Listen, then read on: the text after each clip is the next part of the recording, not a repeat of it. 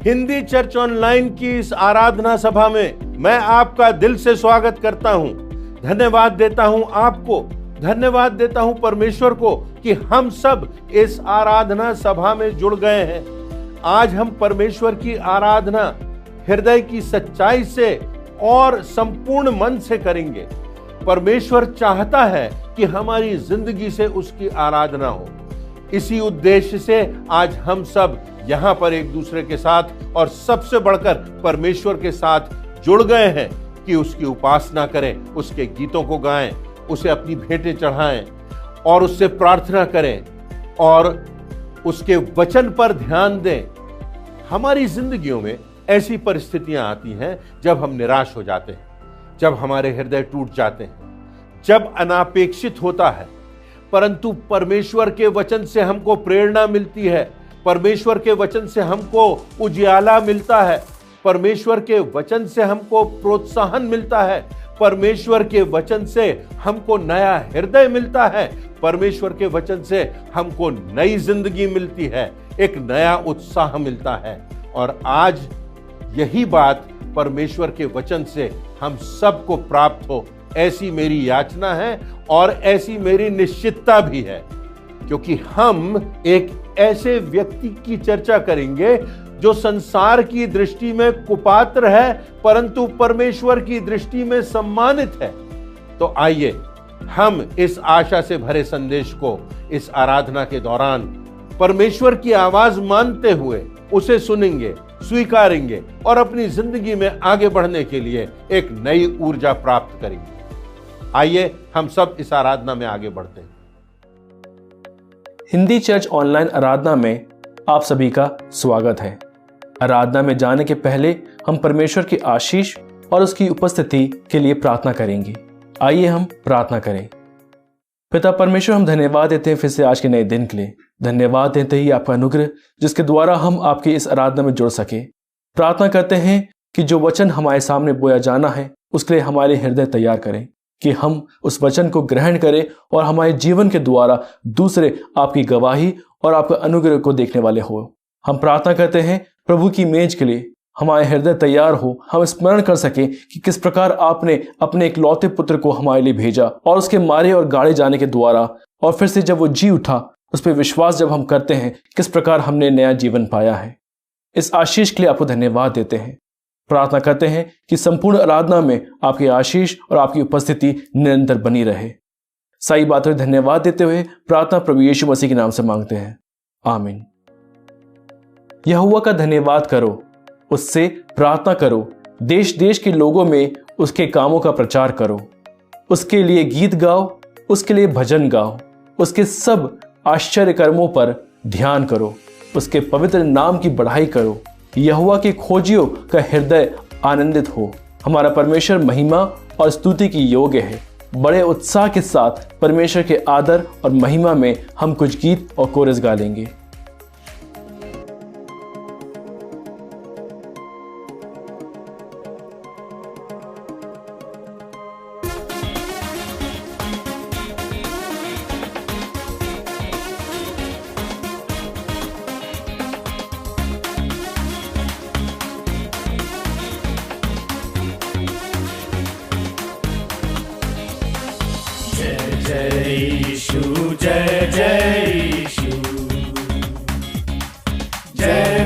जय जयकार सिरजनहार, पालनहार, तारणहार। जय जय यीशु, जय जय यीशु।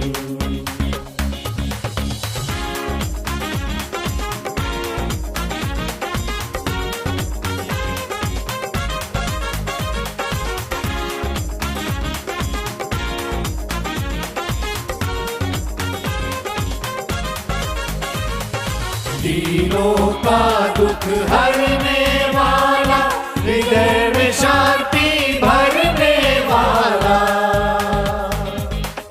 दीनों का दुख हरने वाला, हृदय में शांति भरने वाला।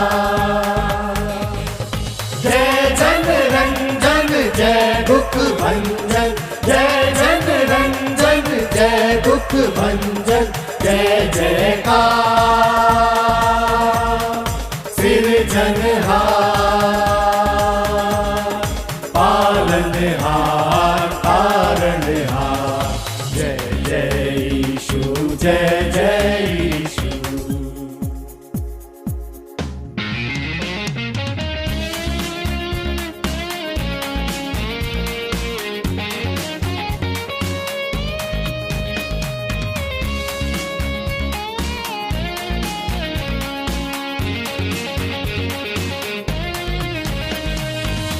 मृत्यु के बंधन भंजन हारा, अक्षय जीवन देवन हारा। मृत्यु के बंधन भंजन हारा, अक्षय जीवन देवन हारा। रोगिन शोकिन एक अधारा, रोगिन शोकिन एक अधारा। जय जयकार सिरजनहार,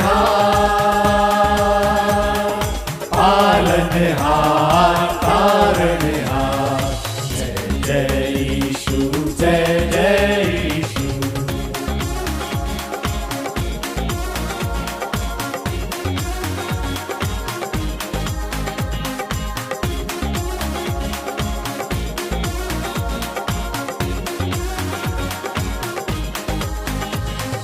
जय जयकार करो सब प्यारो, नर नारी एक संग पुकारो। जय जयकार करो सब प्यारो, नर नारी एक संग पुकारो। नारा मारो जय ललकारो, नारा मारो जय ललकारो। जय जयकार सिरजनहार, पालनहार तारणहार। जय जय यीशु, जय जय यीशु।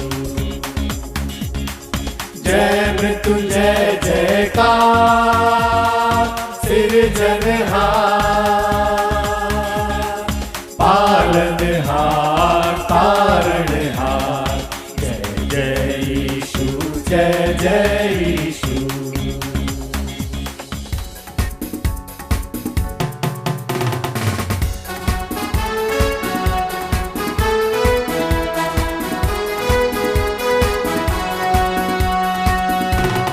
मैंने तुम्हें बचाया है, दिल से तुम्हें लगाया है। मैंने तुम्हें बचाया है, दिल से तुम्हें लगाया है।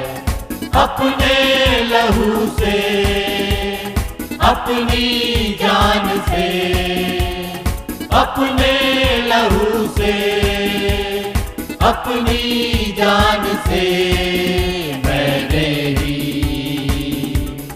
दाम चुकाया है। मैंने ही दाम चुकाया है।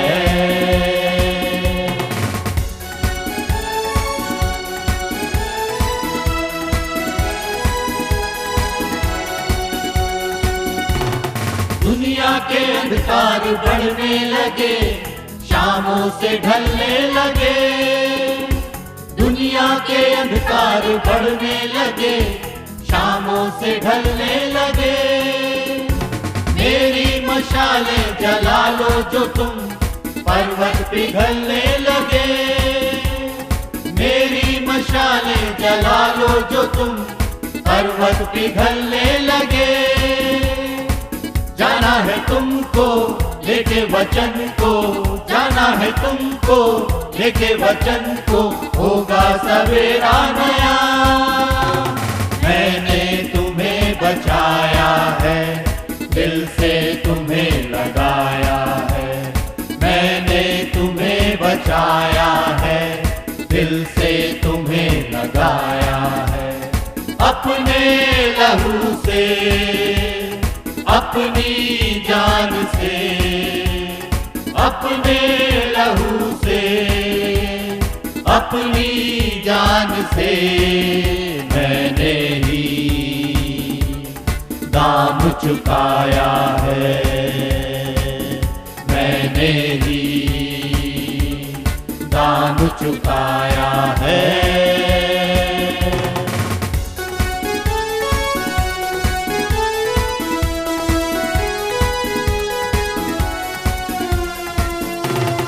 बस कुछ पलों की है ये जिंदगी, तू है यहाँ अजनबी। बस कुछ पलों की है ये जिंदगी, तू है यहाँ अजनबी। भटके हुओं को दिखा दे अभी राह जो मिटती नहीं। भटके हुओं को दिखा दे अभी राह जो मिटती नहीं। होगी विदाई जब इस जहां से, होगी विदाई जब इस जहां से मंजिल मिलेगी वही। मैंने तुम्हें बचाया है, दिल से तुम्हें लगाया है। मैंने तुम्हें बचाया है, दिल से तुम्हें लगाया है। अपने लहू से, अपनी जान से, अपने लहू से, अपनी जान से मैंने ही दाम चुकाया है। मैंने ही दाम चुकाया है। मेरे पास एक बहुत प्रिय फोटोग्राफ है। अगर आप मेरे कार्यालय में आएंगे तो आप उस फोटोग्राफ को देख सकते हैं।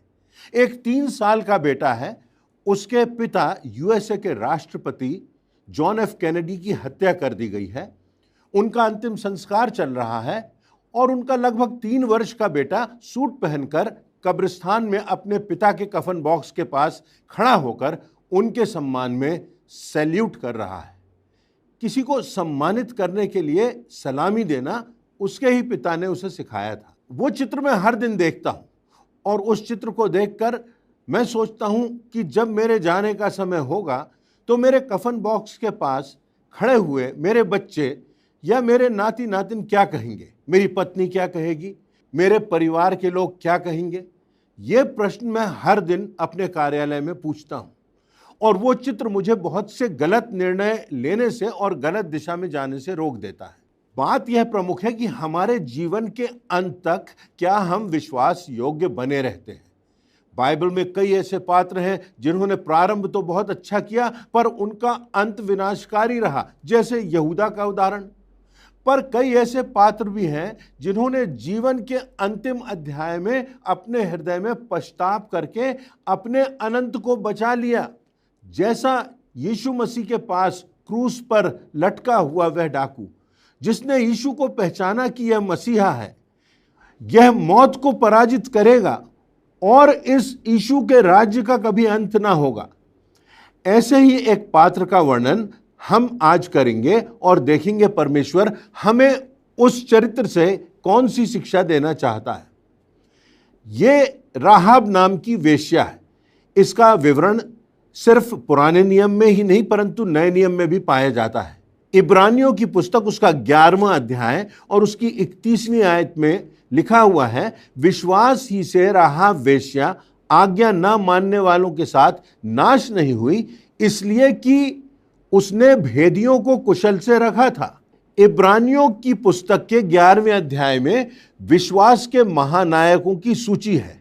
विश्वास के महानायकों की श्रेणी में परमेश्वर ने राहाब वेश्या का नाम भी रख दिया है। उस सूची में नूह का नाम है जिसने जल प्रलय के पहले अपने परिवार के साथ जहाज बनाया था और लाखों लोगों में वो और उसका परिवार ही अकेला धर्मी ठहरा था। उस श्रृंखला में, उस सूची में इब्राहिम का नाम है जिसे विश्वास का पिता कहा गया है। उस सूची में यूसुफ का नाम है जिसको पुराने नियम में प्रभु यीशु मसीह की प्रतिछाया कहा गया है। इस श्रृंखला में मूसा का नाम है जिसने 40 लाख इस्राएलियों को मिस्र की बंधुआई से मुक्त कराया था, जो शासन के सामने, फिरौन के सामने जाकर के खड़ा होता है और हियाव से कहता है कि मेरे लोगों को जाने दे। दाऊद का भी नाम है जिसने परमेश्वर की महिमा में भजन लिखे और जो राज सिंहासन पर भी बैठा। ऐसे लोगों की श्रेणी में राहाब वेश्या का भी नाम है। यह बड़ी विचित्र सी बात लगती है।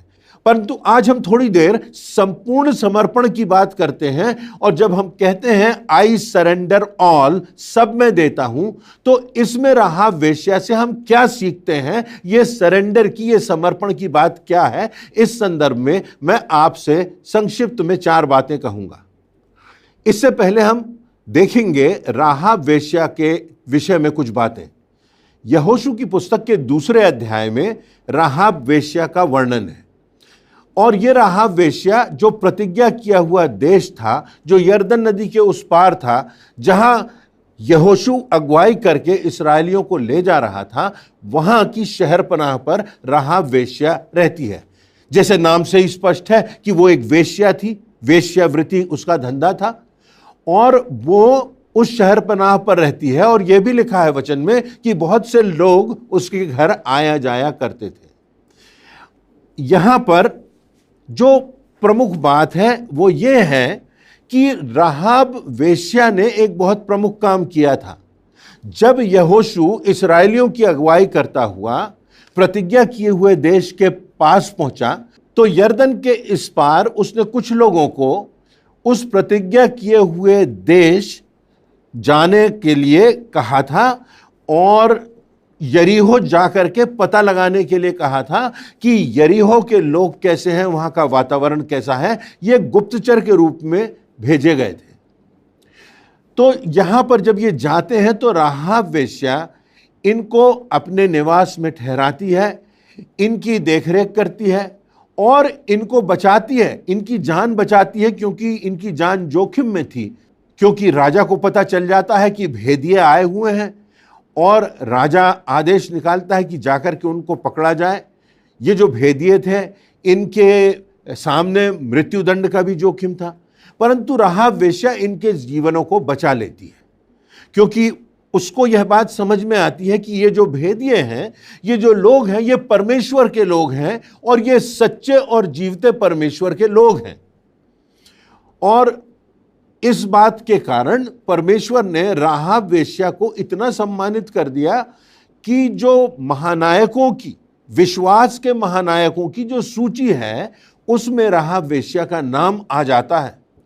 तो पहली बात जो हम राहाब वेश्या के इस वृत्तांत से सीखते हैं वह यह कि राहाब वेश्या ने परमेश्वर को जाना और उस पर संपूर्णता से विश्वास किया।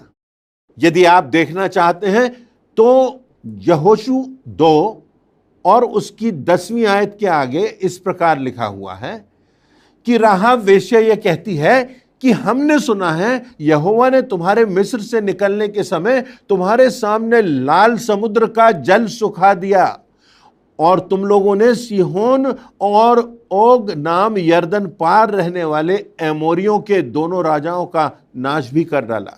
उसके आगे 11वीं और 12वीं आयत में जो बात राहाब वेश्या कहती है वो बहुत प्रमुख है। वो प्रमुखतः 3 बातें कहती है। पहली बात कि जब राहाब वेश्या ने परमेश्वर के आश्चर्य कर्मों का विवरण सुना, परमेश्वर की महानता के विषय में सुना, इस बात को समझा कि जिंदा परमेश्वर है जिसने सृष्टि को बनाया है, तो लिखा हुआ है कि वो कहती है कि उसका मन पिघल गया। जब परमेश्वर की सामर्थ के विषय में उसने सुना, जब परमेश्वर की पवित्रता, जब परमेश्वर की महानता के विषय में उसने सुना, तो उसका दिल पिघल गया। इसका अर्थ यह है कि उसका दिल बदल गया। क्या कभी परमेश्वर के वचनों से हमारा दिल पिघला है? क्या कभी परमेश्वर के वचनों से हमारे हृदय की भावनाओं में अंतर आया है? क्या परमेश्वर के वचन से, उसकी सामर्थ्य से हमें एक नया हृदय प्राप्त हुआ है? और उसके बाद वो यह भी कहती है कि तुम्हारा जो परमेश्वर है वो स्वर्ग और पृथ्वी का परमेश्वर है, वो सर्वशक्तिमान परमेश्वर है, वो परमेश्वर है जिसका स्वर्ग पर और पृथ्वी पर अधिकार है। वो इस बात को मानती है कि एक जिंदा परमेश्वर है जो तुम्हारा सच्चा परमेश्वर है, जो महान कार्य करता है, जो स्वर्ग का परमेश्वर है, जो पृथ्वी का परमेश्वर है। और उसके बाद वो एक और बात कहती है कि परमेश्वर के कारण, उसकी महानता के कारण तुम जो उसके लोग हो, तुम पर जो उपकार मैंने किया है, तो मुझ पर दया करना और मेरे पिता के संपूर्ण परिवार पर दया करना। परमेश्वर की दया मुझ पर हो, परमेश्वर का अनुग्रह मुझ पर हो। मेरा हृदय पिघल गया, मेरा दिल बदल गया जब मैंने इस जिंदा परमेश्वर, इस सच्चे परमेश्वर के विषय में सुना, और उसके बाद जब उसकी सामर्थ्य के विषय में मैंने सुना, तो मैं ये कहती हूं कि मेरा दिल पिघल गया और मैंने तुम पर उपकार किया, मैंने तुम्हारी जिंदगी को बचा दिया। अब उस परमेश्वर की दया, तुम्हारी दया मेरे जीवन पर, मेरे परिवार पर और मेरे पिता के घराने पर बनी रहे। क्या ये हमारी प्रार्थना है? क्या ये हमारी समझ है कि हमने परमेश्वर को समझा है, जीवते और सच्चे परमेश्वर को जाना है, जिसने मुझे और आपको जिंदगी दी है, उसको पहचाना है, और उसके बाद हमारा दिल बदल गया है, हमारा दिल पिघल गया है, हमारी सोच नई हो गई है, और अब हम कहते हैं, हे परमेश्वर मुझ पर दया कर, हे परमेश्वर तेरा अनुग्रह मुझ पर और मेरे परिवार पर हो। तो ये राहाब की गवाही है कि मैंने उस परमेश्वर को जाना है जिसने समुद्र को दो भागों में बांट दिया, जो परमेश्वर सेनाओं का यहोवा है, जो परमेश्वर तुम्हारा सच्चा परमेश्वर है, और उस परमेश्वर की महानता और पवित्रता से मेरा जीवन बदल गया।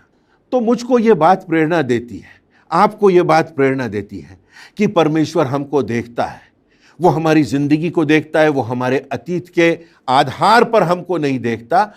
वो ये नहीं देखता कि राहाब का अतीत का जीवन कैसा होगा, उसने जो कुछ किया है, जो वेश्यावृत्ति की है, अब वो सब बातें पीछे छूट गई। क्यों? क्योंकि परमेश्वर का अनुग्रह उस पर हुआ, क्योंकि उसने, राहाब ने परमेश्वर पर, जीवते परमेश्वर पर, सच्चे परमेश्वर पर विश्वास किया। तो क्या जब परमेश्वर हमारे हृदय को देखता है तो हमारे पश्चातापी हृदय को देखता है, चाहे हमने कैसे भी पाप किए हों। हमारा परमेश्वर इस आधार पर हमको नहीं देखता, हमारे अतीत के आधार पर हमको नहीं देखता। इसलिए आज उनको भी आशा है जो दुनिया की नजरों में दुष्चरित्र है, इसलिए आज एक अपराधी को भी आशा है, और इसलिए आज दुनिया के हर व्यक्ति को आशा है यीशु में नया जीवन प्राप्त करने की। जब प्रभु यीशु मसीह को वो पापनी स्त्री, वो सामरी स्त्री कुएं पर मिलती है, तो प्रभु यीशु मसीह उससे ये नहीं कहते कि तू अब तक क्या करती रही, उस पर दोष नहीं लगाते, परंतु वो प्रभु यीशु मसीह को पहचानती है, समझती है, और बिना उसके अतीत को दर्शाए प्रभु यीशु मसीह उसको गौरव देते हैं। आप इस बात को जानते हैं कि पौलुस प्रेरित के भी पहले यह स्त्री, जो पापनी स्त्री थी, वो सबसे पहली मिशनरी महिला बनी। वो पापनी स्त्री जो अनेकों पति कर चुकी थी, जिसका जीवन पाप के गर्त में था, वो पापनी स्त्री जिसके साथ कोई जल भरने नहीं आना चाहता था, वो पापनी स्त्री जिसके साथ कोई सहभागिता नहीं करना चाहता था, प्रभु यीशु मसीह ने उसको स्वीकार किया, क्योंकि उसने प्रभु यीशु मसीह को पहचाना कि ये मसीहा है, यही उद्धार करता है, यही मुझे नया जीवन देगा।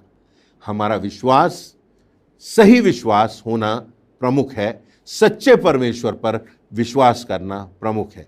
इब्रानियों 11:6 में लिखा हुआ है, और विश्वास बिना उसे प्रसन्न करना अनहोना है, क्योंकि परमेश्वर के पास आने वाले को विश्वास करना चाहिए कि वह है और अपने खोजने वालों को वह प्रतिफल देता है। यदि हम उसके पास आते हैं तो वो हमको प्रतिफल देता है।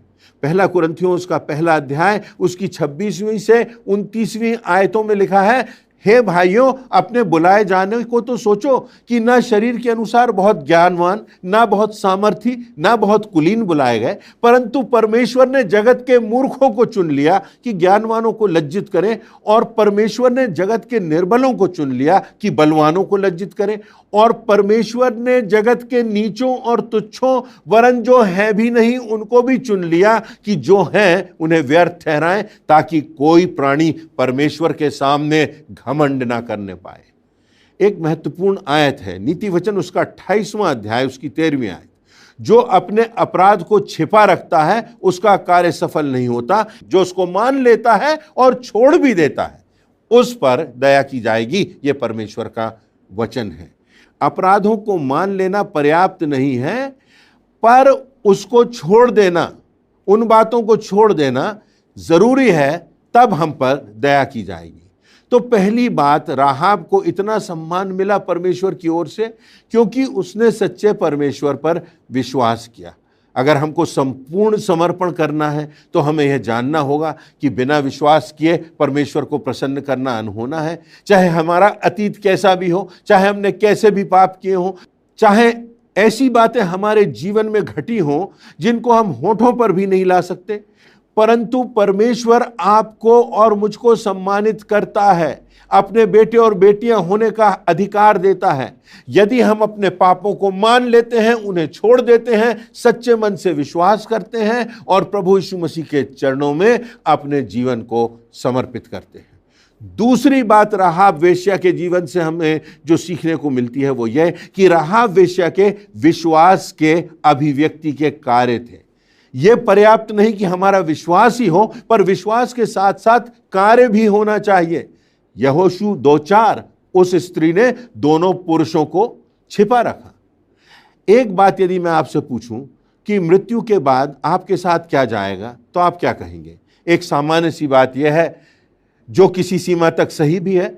हम कहते हैं मनुष्य खाली हाथ आया और खाली हाथ चला जाएगा, पर आप देखिए प्रकाशित वाक्य 14:13 में लिखा है, और मैंने स्वर्ग से यह शब्द सुना कि लिख, जो मृतक प्रभु में मरते हैं वे अब से धन्य हैं। आत्मा कहता है क्योंकि वे अपने परिश्रमों से विश्राम पाएंगे और उनके कार्य उनके साथ हो लेते हैं। हमारे जो कार्य हैं वो मृत्यु के बाद भी हमारे पीछे हो लेते हैं। याकूब 2:26, निदान जैसे देह आत्मा बिना मरी हुई है, वैसे ही विश्वास भी कर्म बिना मरा हुआ है। नीति वचन 22:9, दया करने वाले पर आशीष फलती है क्योंकि वह कंगाल को अपनी रोटी में से देता है। आपने किसी कंगाल को अपनी रोटी में से कुछ दिया? जो हमारे जीवन के कार्य हैं, हमारा जो विश्वास है, वो हमारे अनंत से संबंधित है। कार्य इस बात का संकेत भी देते हैं कि हम किस दिशा में जा रहे हैं। क्या आप जानते हैं फास्ट फॉरवर्ड करना क्या होता है? अवश्य जानते होंगे। कोई मूवी चल रही है, उसको आप फास्ट फॉरवर्ड कर देते हैं, आगे बढ़ा देते हैं। आज आप जहां खड़े हैं, जहां आप जिन बातों में लिप्त हैं, आज जो काम आप कर रहे हैं, जो बातें आपके हृदय में हैं, अगर आप उनको फास्ट फॉरवर्ड कर दीजिए तो देखिए कहां जा रहा है हमारा जीवन। अगर आप प्रेम में किसी से छिप छिप कर मिल रहे हैं, गलत कार्य कर रहे हैं, पत्नी और बच्चों को धोखा दे रहे हैं, उसे फास्ट फॉरवर्ड कर दीजिए, देख लीजिए कहां जा रहा है हमारा जीवन। अगर हम दान में, उन भेंटों में जो परमेश्वर को देना है, अपने लिए बचा लेते हैं, आप फास्ट फॉरवर्ड कर दीजिए कहां जा रहे हैं हम। यदि हम नशा कर रहे हैं तो आप फास्ट फॉरवर्ड करके देख लीजिए इसकी मंजिल क्या है। यदि हम अनैतिक बातों में, अनैतिक संबंधों में लगे हुए हैं तो आप फास्ट फॉरवर्ड करके देख लीजिए कि इनकी मंजिल क्या है। अगर हम आज अश्लील मूवीज को देख रहे हैं तो आप फास्ट फॉरवर्ड करके देख लीजिए कि ये कैसे हमको पतन के गर्त में लिया जा रहा है, हमारी आत्मा को कलुषित कर रहा है। क्या हमारे जीवन में जो कुछ हम कर रहे हैं हमारे विश्वास की गवाही है? राहाब वेश्या धन्य इसीलिए हुई क्योंकि न सिर्फ उसने विश्वास किया, पर उस विश्वास के अनुरूप कार्य भी किया। उसने परमेश्वर के लोगों को बचाया। आज हमारे लिए प्रश्न है कि हमारे जीवन में जो कुछ हम कर रहे हैं, क्या ये प्रभु यीशु मसीह के विश्वास की गवाही है? तो ये दूसरी बात हमारे सामने आती है कि क्या हमारे कार्य, हमारा व्यवहार, हमारा जीवन हमारे विश्वास की गवाही है सच्चे परमेश्वर के प्रति, प्रभु यीशु मसीह के प्रति। तीसरी बात जो हम राहाब वेश्या के जीवन से सीखते हैं वो ये कि उसे सम्मानित इसलिए भी किया गया कि वो अपनी जान का जोखिम उठाने को तैयार है। लिखा हुआ है यहोशू 2:3 में, तब यरीहो के राजा ने राहाब के पास यूं कहला भेजा कि जो पुरुष तेरे यहां आए हैं उन्हें बाहर ले आ, ये सारे देश का भेद लेने को आए हैं। राजा को खबर मिल गई, राजा की सेना तैनात हो गई, राजा ने खबर भेजी, परंतु राहाब ने परमेश्वर के लोगों को छिपा कर रख लिया। वो जानती थी कि इसकी परिणति यह हो सकती है कि उनको मारा जाए, उनकी हत्या कर दी जाए, सैनिक उनको समाप्त कर दे। राजा की आज्ञा निकल चुकी थी, पर उसने परमेश्वर के लोगों को छिपा के रख लिया, अपनी जान को जोखिम में डाला। क्या हम साहस के साथ परमेश्वर के लिए आज गवाही देने के लिए खड़े हैं?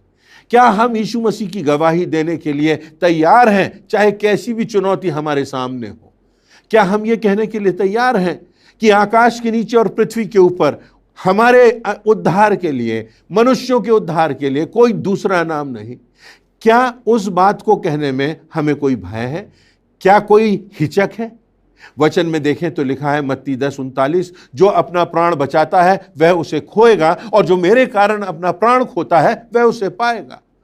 जो इस संसार में प्रभु यीशु मसीह के लिए अपना प्राण खोने के लिए तैयार है, वो अपना प्राण बचाएगा। आप एक बात देखिए, प्रकाशित वाक्य 21:8 में लिखा हुआ है, पर डरपोकों और अविश्वासियों और घिनौनों और हत्यारों और व्यभिचारियों और टोन्हों और सृष्टि के उपासकों और सब झूठों का भाग उस झील में मिलेगा जो आग और गंधक से जलती रहती है। यह दूसरी मृत्यु। इसमें उन लोगों की सूची है जो परमेश्वर के राज्य में प्रवेश नहीं करने पाएंगे। और उसमें सबसे पहले कौन है? डरपोक लिखा हुआ है, जो लोग डरपोक हैं। मैं आज आपसे पूछता हूं, आप अपने दिल से प्रश्न कीजिए कि परमेश्वर की गवाही देने के लिए, प्रभु यीशु मसीह के जीवन के लिए आपने और मैंने क्या किया? प्रभु यीशु मसीह ने संसार के लिए क्या कुछ नहीं किया?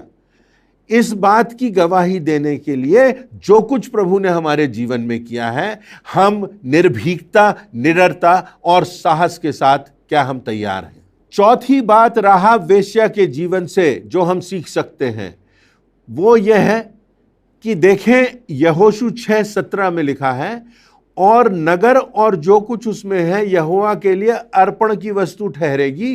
केवल राहाब वेश्या और जितने उसके घर में हों वे जीवित छोड़े जाएंगे, क्योंकि उसने हमारे भेजे हुए दूतों को छिपा रखा था। उसके जीवन का प्रमाण है, उसके जीवन की गवाही है, उसके विश्वास की गवाही है, क्योंकि उसने हमारे भेजे हुए दूतों को छिपा रखा था, परमेश्वर के लोगों की रक्षा की थी। सारा शहर नाश हो जाएगा, सारे लोग मार डाले जाएंगे, केवल राहाब वेश्या और उसके घर के लोग जीवित छोड़ दिए जाएंगे। यदि आप यहोशू 2:18 में देखें तो लिखा हुआ है, सुन, जब हम लोग इस देश में आएंगे तब जिस खिड़की से तूने हमको उतारा है उसमें यही लाल रंग के सूत की डोरी बांध देना, और अपने माता पिता भाइयों वरन अपने पिता के घराने को इसी घर में अपने पास इकट्ठा कर लेना। इसी लाल रंग की डोरी से राहाब और उसका सारा परिवार बच गया। हमारे लिए लाल रंग की डोरी क्या है? प्रभु यीशु मसीह का रक्त। क्या हमने प्रभु यीशु मसीह का रक्त अपनी आत्मा में लिया है? क्या हमने प्रभु यीशु मसीह के नाम का बपतिस्मा लिया है? क्या हमने अपने पापों से पश्चाताप किया है? यहोशू 2:21 में लिखा है, उसने कहा तुम्हारे वचनों के अनुसार हो। जैसे ही वे लोग, परमेश्वर के लोग, राहाब के घर से गए, वैसे ही राहाब ने लाल रंग की डोरी खिड़की में बांध दी। उसने कल पर नहीं टाला, उसने अगले पल पर नहीं टाला, परंतु तुरंत उसने वह काम किया जिससे उसका परिवार बच सके। प्रेरितों के काम उसका 2 अध्याय उसकी 37वीं और 38वीं आयतों में लिखा है, तब सुनने वालों के हृदय छिद गए और वे पतरस और शेष प्रेरितों से पूछने लगे कि हे भाइयों, हम क्या करें? पतरस ने उनसे कहा, मन फिराओ और तुम में से हर एक अपने अपने पापों की क्षमा के लिए यीशु मसीह के नाम से बपतिस्मा ले, तो तुम पवित्र आत्मा का दान पाओगे। क्या वो लाल डोरी, वो प्रभु यीशु मसीह का रक्त आपकी और मेरी आत्मा में लगा हुआ है? क्या वो मुहर आपके और मेरे हृदय में लगी हुई है? क्या हमें निश्चितता है कि अगर आज हमारी मृत्यु हो जाए, एक्सीडेंट हो जाए, किसी प्रकार हमारा जीवन समाप्त हो जाए, प्रभु यीशु मसीह का आगमन हो जाए, तो हमें उद्धार प्राप्त है, हम स्वर्ग जाएंगे? क्या इस बात की निश्चितता मुझे और आपको है? मेरी प्रार्थना है, मेरी याचना है कि यीशु मसीह के रक्त की मुहर हम सबों के दिल पर, हमारी आत्मा पर लगी हो, क्योंकि वो हमें उद्धार देने, हमारी जिंदगियों को बचाने के लिए आया है। आज निर्णय करने की बात है। ऐसा कोई पाप नहीं जिसे परमेश्वर क्षमा ना कर सके, ऐसी कोई समस्या नहीं जिसका समाधान परमेश्वर ना कर सके, ऐसा कोई दाग नहीं हमारी आत्मा के ऊपर जो प्रभु यीशु मसीह का रक्त ना धो सके। यशायाह 1:18 में लिखा है, तुम्हारे पाप चाहे लाही रंग के क्यों ना हो तो भी वे हिम की नाई उजले हो जाएंगे, और चाहे अर्गवानी रंग के हों तो भी वे ऊन के समान श्वेत हो जाएंगे। राहाब वेश्या के जीवन में वो एक स्वर्णिम अवसर आया और उसने उस अवसर को पकड़ लिया, उसका लाभ उठाया। उसने परमेश्वर पर विश्वास व्यक्त किया, उसने पश्चाताप किया और अपने विश्वास के अनुसार कार्य किया। जो कुछ उसे करना था उसने लोगों को बचाया और उसका नाम प्रभु यीशु मसीह की वंशावली में और विश्वास के महानायकों में था। तो आज हमारे लिए एक बहुत महत्वपूर्ण संदेश है। जब राहाब को आशा है, जब राहाब परमेश्वर की दृष्टि में सम्मानित है, जब राहाब वेश्या प्रभु यीशु मसीह की वंशावली में स्थान पा सकती है, जब राहाब विश्वास के महानायकों की सूची में पाई जाती है, तो मुझको और आपको भी आशा है, मुझको और आपको भी निश्चितता हो सकती है। पर आवश्यकता है कि हम परमेश्वर के वचन को स्वीकार करें और परमेश्वर के वचन को सुनकर अपने हृदय को परिवर्तित करें, अपनी जिंदगी को बदलें, अपनी जिंदगी की दिशा को बदलें, पापों को मान लें, पश्चाताप करें, उन्हें छोड़ें और परमेश्वर की राह पर चलें, जो विजय की राह है, जो सम्मान की राह है, जो अनंत जीवन की राह है। तो आज हमारे लिए ये अच्छा संदेश है, ये सुसमाचार है कि राहाब वेश्या से हमने 4 बातें जो सीखी हैं उन्हें हम अपने जीवन में उतार लें और हम अनंत जीवन को प्राप्त करें। पहली बात, राहाब वेश्या ने परमेश्वर को जाना और जब उसने परमेश्वर को जाना तो उसका दिल पिघल गया, उसने पश्चाताप किया और उसने उस विश्वास के अनुसार अपने जीवन में कार्य किए। दूसरी बात, हमारा कार्य और हमारा व्यवहार क्या हमारे विश्वास की अभिव्यक्ति है?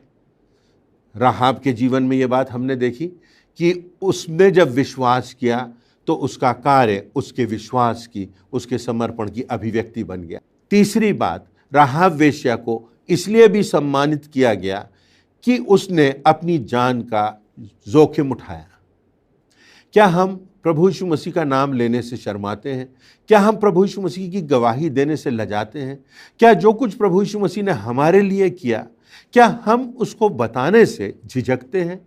हमको निर्भीकता से, निडरता से प्रभु यीशु मसीह की गवाही देना है। ये बहुत प्रमुख बात है। और चौथी और अंतिम बात, ना सिर्फ राहाब वेश्या परंतु उसका समस्त परिवार बचा लिया गया।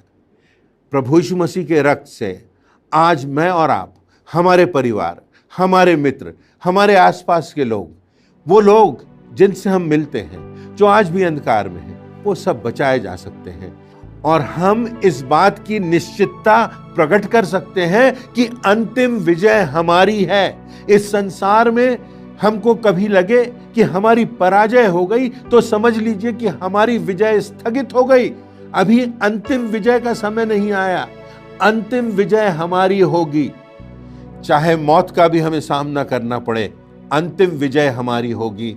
अनंत जीवन हमें मिलेगा। प्रभु यीशु मसीह का ये रास्ता, जीवित परमेश्वर का ये रास्ता जिंदगी की विजय का रास्ता है। परमेश्वर इन बातों से हम सबों को प्रेरणा दे, प्रोत्साहन दे और प्रभु यीशु मसीह की गवाही और उसका प्रेम हमारे जीवन से मुखरित होता रहे, ऐसी मेरी प्रार्थना है। आज के सुंदर एवं प्रेरणादायक संदेश के लिए परमेश्वर को एवं उसके दास को धन्यवाद देते हैं। अभी हम प्रभु भोज में सम्मिलित होंगे, परमेश्वर के महान बलिदान को स्मरण करेंगे। प्रभु भोज की मेज में सम्मिलित होने से पहले हम अपने मनों को तैयार करें इस गीत के द्वारा।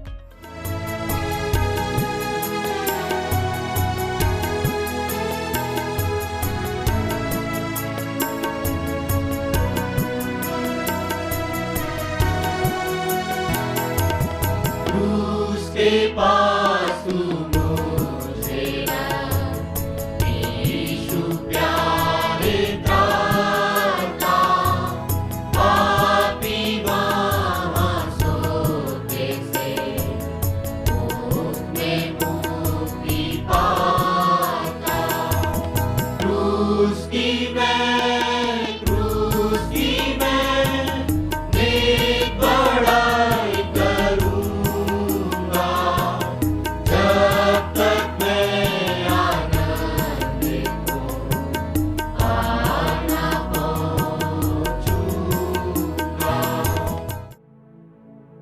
परमेश्वर ने जिस रात मिस्रियों के पहलौठों को मारा, उसने इस्राएलियों को आज्ञा दी थी कि फसह का मेमना बलिदान करके उसका लहू अपनी चौखटों पर लगाना। लेकिन मिस्री इस बात को नहीं जानते थे कि उस मृत्यु से कैसे बचा जा सकता है। आज मेरे और आपके पास में इस बात का ज्ञान है कि प्रभु यीशु मसीह का लहू जो परमेश्वर का मेमना है, मेरे और आपके लिए एक सुरक्षा का कवच है और वो मुझको और आपको पाप की मृत्यु से बचाता है। जिस रात यीशु पकड़वाया गया, उसने रोटी ली और धन्यवाद करके तोड़ी और अपने शिष्यों को देकर कहा, लो खाओ, यह मेरी देह है जो तुम्हारे लिए तोड़ी जाती है। इसी प्रकार उसने खाने के पीछे कटोरा भी लिया और धन्यवाद करके कहा, ये कटोरा मेरे उस लहू में जो तुम्हारे लिए बहाया जाता है नई वाचा है। जब जब तुम इसे पियो, मेरे स्मरण के लिए यही किया करो। आइए मेज में शामिल होने से पहले हम प्रार्थना करें। दयालु सामर्थी परमेश्वर, हम आपका धन्यवाद महिमा बड़ाई करते हैं आपके प्रभु उस बलिदान के लिए जो क्रूस पर आपने हमारे लिए दिया। जो दंड प्रभु पापों का हमें मिलना था वो आपने उठा लिया। हम आपके दुखों को स्मरण करते हैं और परमेश्वर अपने पाप अपराधों को हम मान लेते और आपके निकटता में आते हैं ताकि प्रभु इस मेज में शामिल होने के द्वारा हम आपके दुखों को और गहराई से जान सकें और समझ सकें। प्रार्थना प्रभु यीशु मसीह के सामर्थी नाम से मांगते हैं, आमीन। जितनों ने भी प्रभु यीशु मसीह के नाम पर विश्वास किया और उसके नाम का बपतिस्मा लिया है, आप सब इस मेज में शामिल हो सकते और परमेश्वर की आशीषों को प्राप्त कर सकते हैं।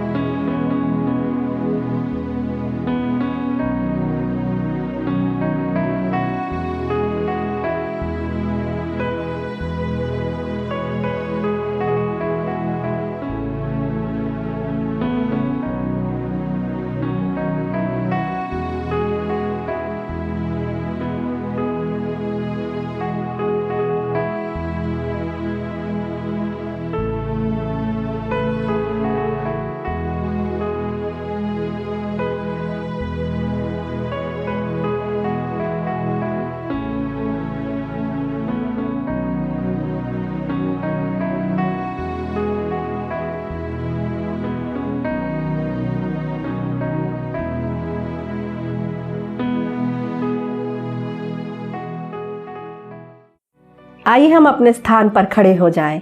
हम अंतिम प्रार्थना में जाएंगे। प्रार्थना के बाद प्रार्थना के रूप में कोरस गा लेंगे। उसके पश्चात परमेश्वर की आशीष ग्रहण करके आज की आराधना समाप्त करेंगे। आइए हम प्रार्थना करें।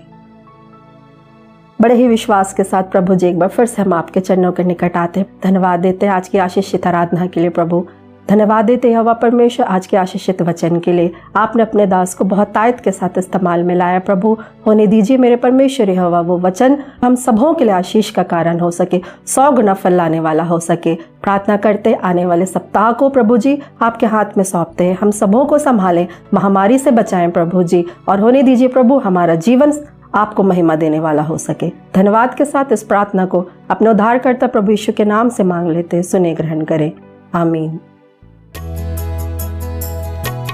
पवित्र आत्मा,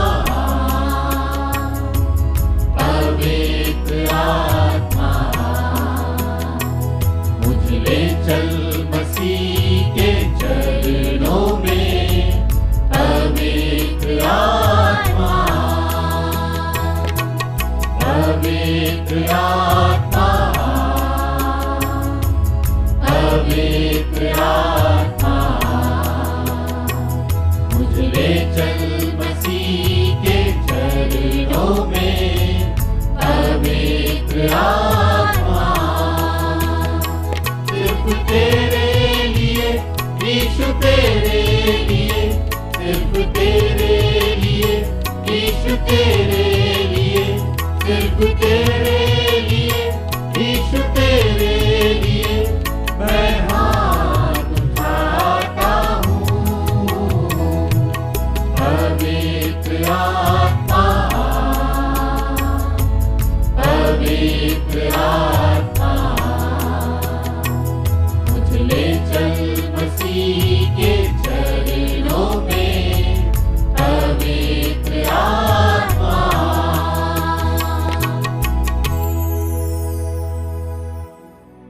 आइए हम परमेश्वर की आशीष ग्रहण करें।